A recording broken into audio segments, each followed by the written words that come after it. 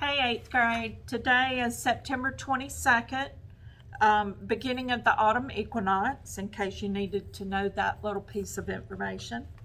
In class today, we went over the physical properties of matter. Before I do that, I kind of want to give you a brief talk on, we talked about our science notebook, and in the past, you know, how important the science notebook was and having everything in it. Well, we're in a season right now where the notebook is kind of obsolete. That is, it's not really something that's working for us right now, because we come into school for a period of time and then we're out. We come back in, and as a result of that, pretty much everything is now digital, sorry. End of the day, everything's kind of bleh.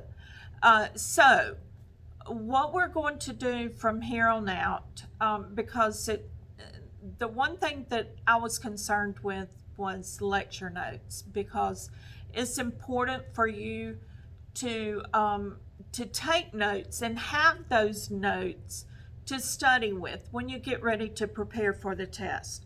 So this is how we're going to do it. You'll have a Google presentation slide in Google Classroom that's going to have some blank slides in it, and I'll go back to that in just a moment.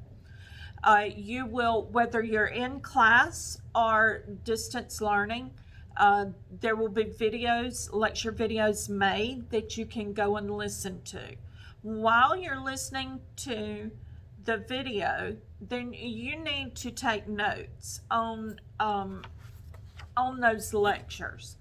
And then what you're going to do with the notes is you're going to transcribe those into the Google slide presentation. And with each lecture, I'll give you instructions as to which slide and how I want to see that information on that slide. You will not turn those slides or that presentation into me. You're going to hold on to that. It's pretty much just like your notebook. You turned your notebook in when you took a test, so that way you would have everything that you needed to prepare for the test.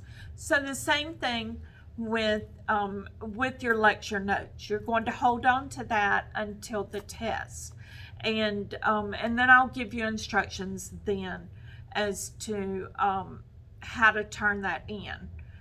Yes, you do need to take notes, and yes, there will be a grade for it, just like your notebook was a test grade. So make sure that you're taking care of that. All right, so today we're looking at physical properties.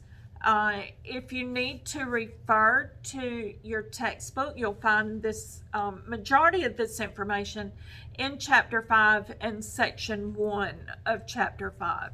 So we're looking at the physical properties of matter. And to start out with, the definition for physical property is that it's any characteristic of matter that can be observed without changing the identity of the material.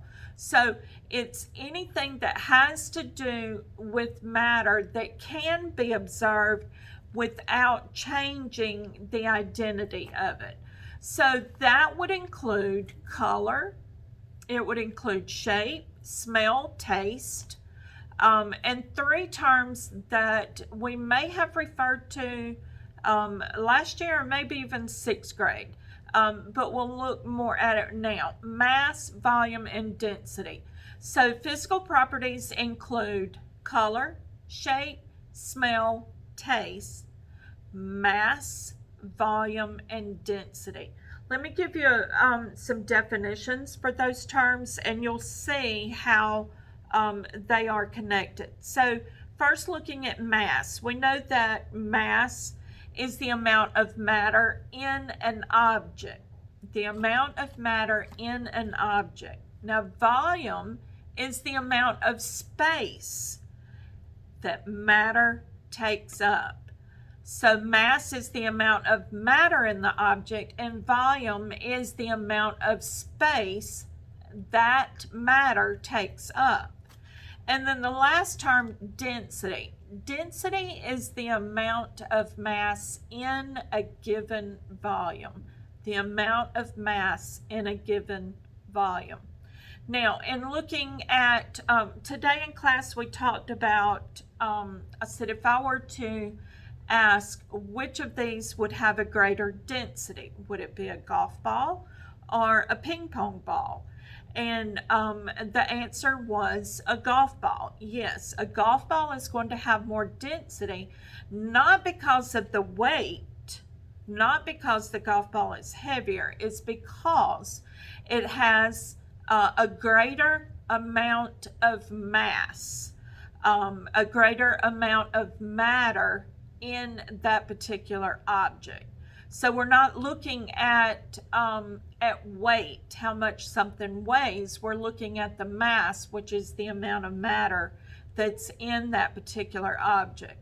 Now, we know the three states of matter. We know that they're solid, liquid, and gas, and sometimes textbooks will refer to plasma. But right now, we're just focusing on solid, liquids, and gas. There's two characteristics of physical properties that matter can be classified as. One is size dependent, meaning the size of it depends on something else. And those properties include length, width, height, volume, and mass. So size dependent depends on the length, the width, the height, the volume, or mass of an object. The second one is size independent. Size independent doesn't depend on anything. It stands alone. And these include density, color, and the state of matter. Now, matter can also be classified into two major groups. They're either an acid or a base. An acid, we know, tends to have a sharp smell to it. It has a sour taste. And on the pH scale, an acid can run from 0 to 7. 0 to 7 on the pH scale. And an acid would include maybe ketchup, orange juice, vinegar. Those things are considered to be acids. The second classification is a base. And a base feels kind of slippery, and it also has a bitter taste to it. Now, remember, if we're in the lab, you don't just automatically start tasting things to determine if it's an acid or a base, and we'll get into that another day. But again, a base feels slippery and it has a bitter taste to it. A base on the pH scale runs between 7 and 14. And an example of a base would be a bar of soap. Okay, that's it for the physical properties. Now, what I want you to do with the notes that you have taken is on slide number 1 in that lecture note Google slide presentation. On slide 1, I want you to take this information and put it into a concept map. Remember, a concept map is kind of looks like a spider web. In the center, you have the concept that you're talking about, and then it branches off into the different characteristics or things that make up that particular concept. So in the center, you should have physical properties. Use your imagination on the Google slide. Remember, this is something that you're going to use to help you prepare for the test. And the more it is your idea and your creativity, your imagination, the more of this that you'll retain. And that is the bottom line, that I want you to get this information in your head so that you'll be ready for the test when we have that. Okay, so take your notes, put it in slide 1 in a concept map, and